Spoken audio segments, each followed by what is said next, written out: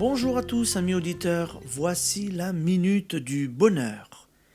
Et aujourd'hui, et la santé? Nous n'avons pas encore parlé de la santé. Et pourtant, nous pouvons agir sur notre corps plus facilement, plus activement que sur quoi que ce soit.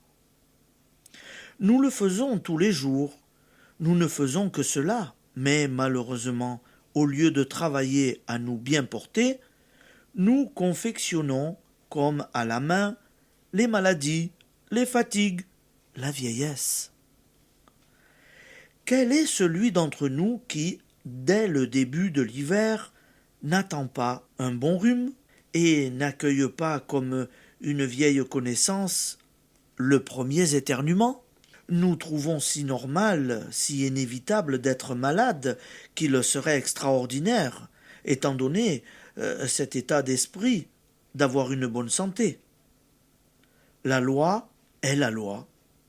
Nous affirmons la propriété de nos maux. Nous disons mes rhumatismes, ma colibacillose, comme une nouvelle riche dit mes perles.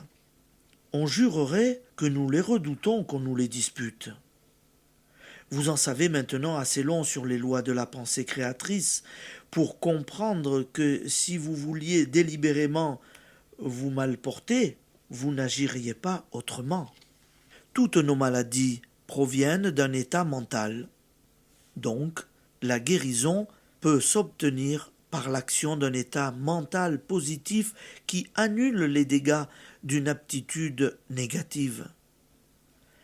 Les meilleurs médecins n'obtiennent un résultat que dans la mesure où le patient croit à la guérison et l'accepte. Lorsqu'on dit d'un malade qu'il a un bon moral, on le tient pour à moitié rétabli. Ne croyez pas que j'exagère. N'avez-vous jamais lu un prospectus pharmaceutique?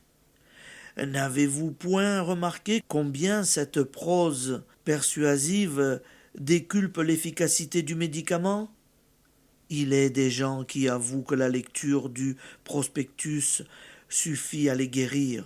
Au bout de 2 jours de traitement, ils remisent les pilules dans un tiroir, et leur vertu n'en est pas moins efficace. Tels sont les miracles de guérison par application de la pensée créatrice que nous voyons journellement se réaliser sous nos yeux. Pour vous parler de la santé, j'ai attendu que vous soyez bien au fait des données essentielles des lois de la pensée et que la pratique vous ait déjà mis en contact avec la force qui est en vous. Et maintenant, à l'œuvre. Application. N'acceptez pas l'idée de la maladie, rejetez-la, ainsi que vous avez appris à rejeter toute pensée négative.